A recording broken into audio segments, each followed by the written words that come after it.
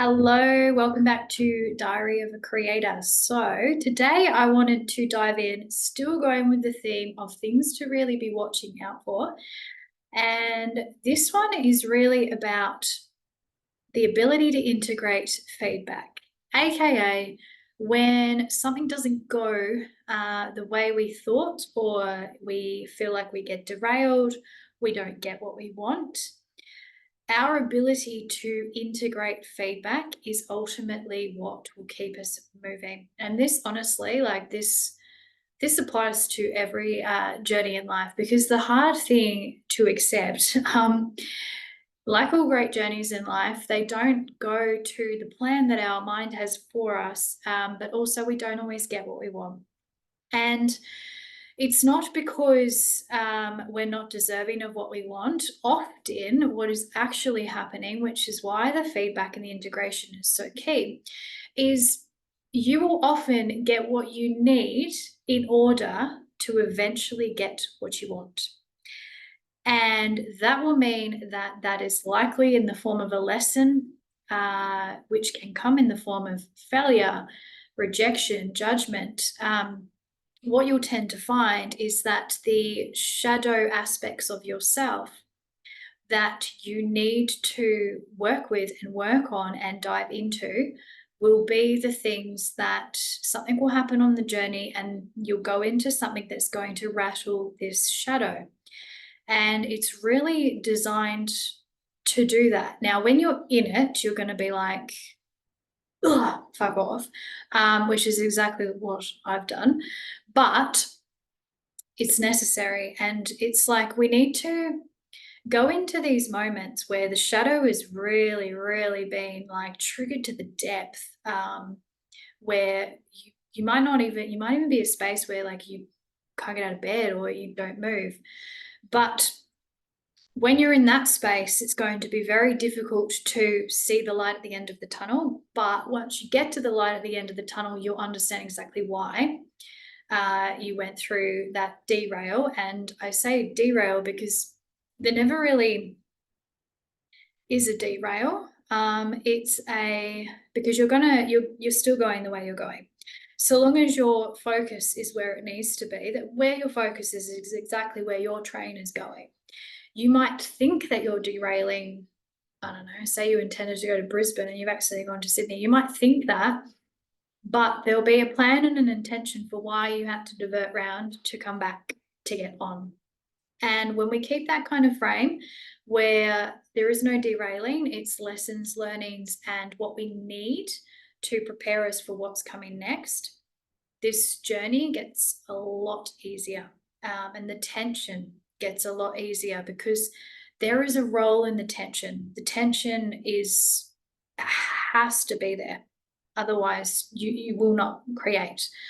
And I was watching a reel the other day, and this hit home for me because when I'm in my shadow is very victim orientated. I like to have pity parties and complain about how unfair life is, and the universe doesn't support me, and this is too hard, and why is it so hard for me, and this should be made easier, all of this stuff.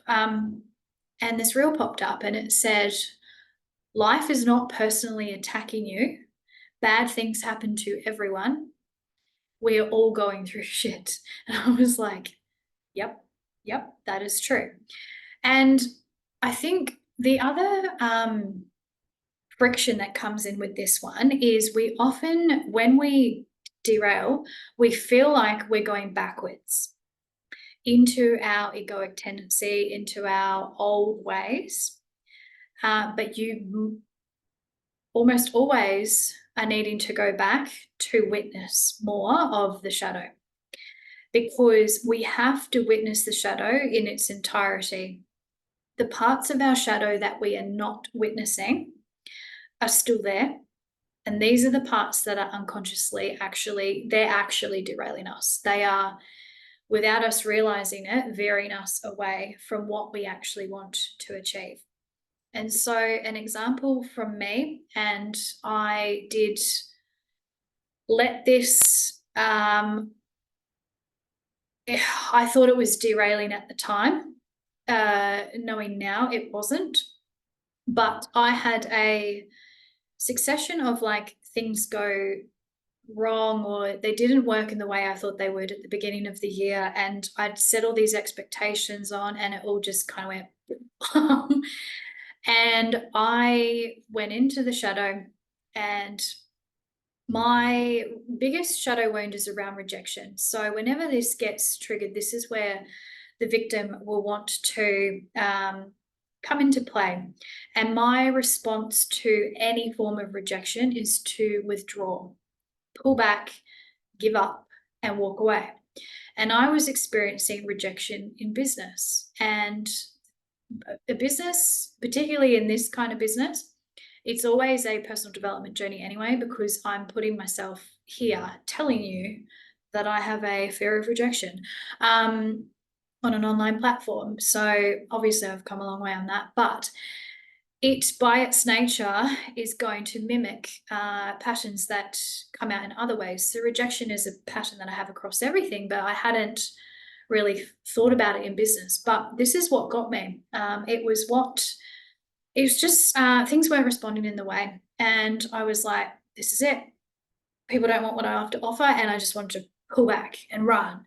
And I did pull back and run for a little bit. And I very, very, very almost gave up. I nearly went back to corporate. I had that sit in my mind. I knew at the point I was being slightly irrational. You know, when you get your period and you're like, don't make life decisions right now because they're not going to be good. So I never went over the bridge, but that was where I was sitting. Now, I could sit here and say that that was all a derail and a waste of time because I was probably pulled back for 3 to 4 months. Energetically, at least, I might have been showing up, but energetically, I wasn't in. Because on the outside of life in that period of time, I wasn't moving forward at all. If you looked at me in the physical 3D world, nothing was happening, except that it all was happening because this wound coming up to the degree where it took me right back and it was very crippling. I needed to go into that because I wasn't fully aware at the time of just how much that fear of rejection was running my visions, the way I showed up in business, what I talk about, everything, relationships, all of this. And I needed to go into the whole of that.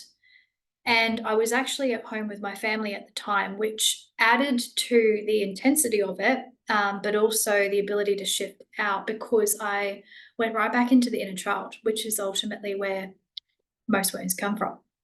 And there was such a release on this, and also an awareness that in order to move forward, I had to accept the fact that there would be rejection.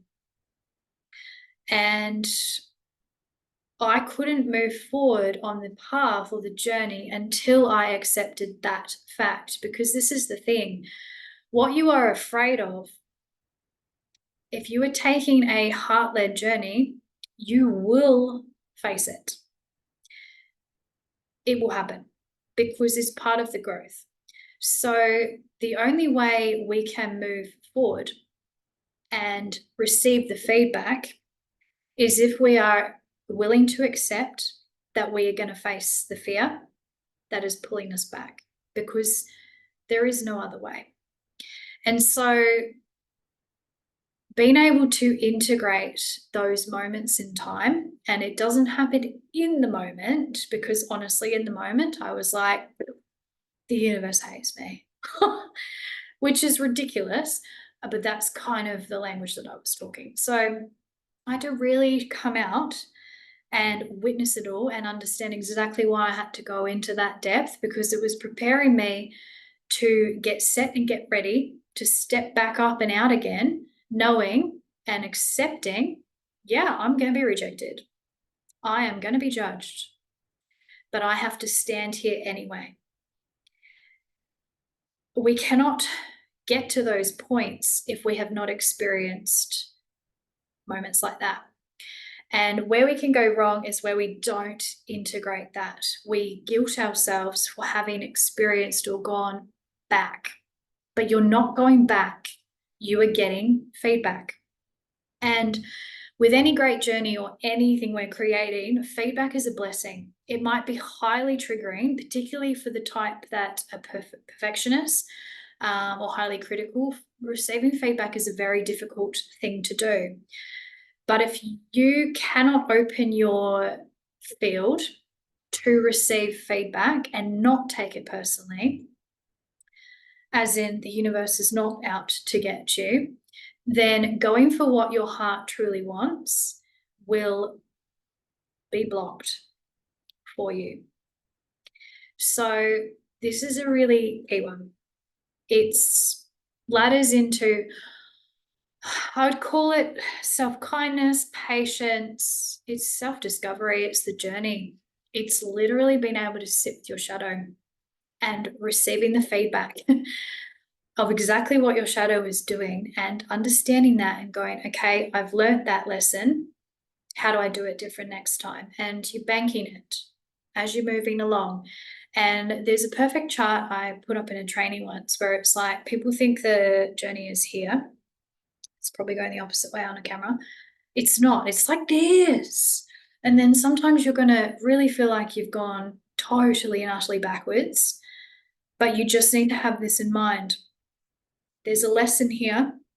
There's some feedback for me.